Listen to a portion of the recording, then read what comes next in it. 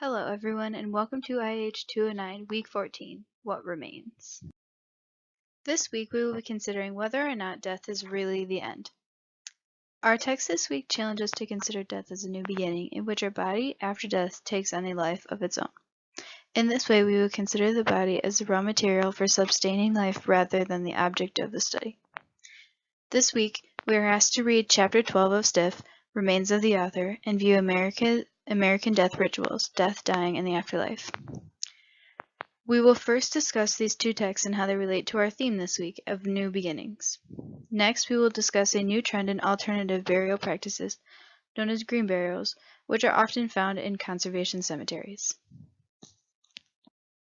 Chapter 12 of Stiff, we address the question of will she or won't she? Will Roach donate her body to science or will she opt for a more traditional burial? To figure this out, Roach uses the chapter to share her thoughts on the various options she has presented throughout her book. She begins by explaining to us her reasoning behind donating her body to become a skeleton. Specifically, she states, "Some months back, I gave thought to becoming a skeleton in a medical school classroom because she sees her skeleton as her means to earthly immortality. Additionally, she wants to be a mystery in some future medical student's head." As Roach finds out, unfortunately, skeletons are no longer made, and instead, bones are donated to osteological collections, which is an option she is not as interested in. Next, Roach talks about donating her body to science to become a cadaver in medical school anatomy classes. But she doesn't like the idea that people would be gazing in horror and repulsion at her sagging flesh and atrophied limbs. All in all, being an anatomy lab dissection cadaver is too embarrassing for her. She then moves on to talk about donating her brain to the Harvard Brain Bank. The option is appealing to her since her brain would be used to advance the study of mental dysfunction. And, as an added benefit, she could say that she went to Harvard. Unfortunately, though, her expectations fell short, and she decided that donating her brain was probably not what she would choose. The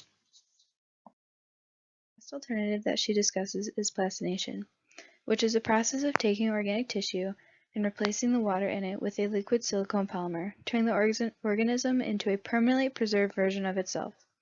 This option would give her body the potential to appear in museums as an educational piece, or her body could travel around to classrooms and science fairs, astounding children and inspiring careers in science.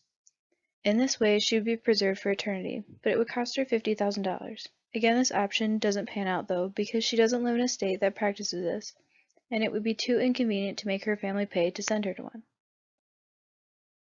Revealing what her ultimate decision is, Roach points out that when you donate your body to science, you don't have the opportunity to specify what is done to it, only what isn't. Additionally, she ponders why anyone would try and control what happened to their body when they die. Is it a symptom of fear, dread, or an inability to accept that they can no longer control what is happening on Earth? In the end, Roach decides that what is done with her body after she dies will be up to her husband, given he is still alive, with the exception of organ donation. She feels that if her organs are still viable and can be given to someone in need, then that is what must be done. If her husband has passed, however, she will sign the willed body form and leave a biographical note for whoever dissects her. Overall, from this chapter, we can conclude that Roach wants her body to be put to good use, and ideally she wants it to be used as an educational tool.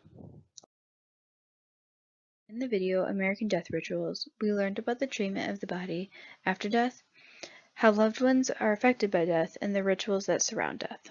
There are three main steps in the process of death. The first one is separation. In this stage, the family of the dead must learn to separate the body of the now dead and the body of the living. They must accept that this body no longer represents what it once did. The next step is a transition phase.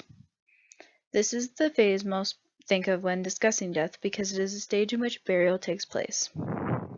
This is also the stage where many faiths differ from one another on the proper burial of the body.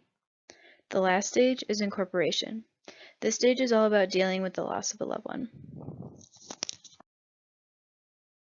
The current event we chose to discuss this week deals with green burials and conservation cemeteries.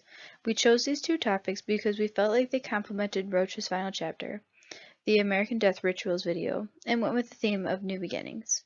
In the article, Preserves Conservation Cemetery offers a family a green end-of-life alternative. The author focuses on saying, Ashes to ashes, dust to dust. The author uses this saying to drive home the point that traditional burial practices impede the natural process of decay by polluting the environment. Traditional burials use embalming fluids, steel caskets, and concrete vaults to bury the deceased, and these things introduce harmful chemicals into the environment. Green burials and conservation cemeteries offer a sustainable alternative. Conservation cemeteries protect the land and allow the natural habitat to continue to grow around the burial site. Examples of conservation cemeteries include the Heartwood Preserve Conservation Cemetery and Prairie Creek Conservation Cemetery in Florida. Burials, which are practiced in conservation cemeteries, do not allow embalming fluids, concrete-lined vaults, or metal caskets. Instead, they wrap the body in a shroud and bury them in biodegradable wood caskets. Furthermore, no upright monuments or above-ground markers are allowed. In this way, the grave becomes a part of the natural habitat, and people feel more connected and at ease with the concept of death. Furthermore, conservation cemeteries often even have nature preserves, hiking trails, and activities such as yoga, which create a peaceful and beautiful place for people to visit their loved ones. Death Finds Eternal Life at Conservation Cemetery expands on the effects that embalming fluids, steel caskets, and concrete vaults have on the environment. This article states, if you look at the steel alone, it's enough to build 3/4 of a Golden Gate Bridge year after year. This cement is enough to pave a 2-lane highway from Tallahassee to Miami.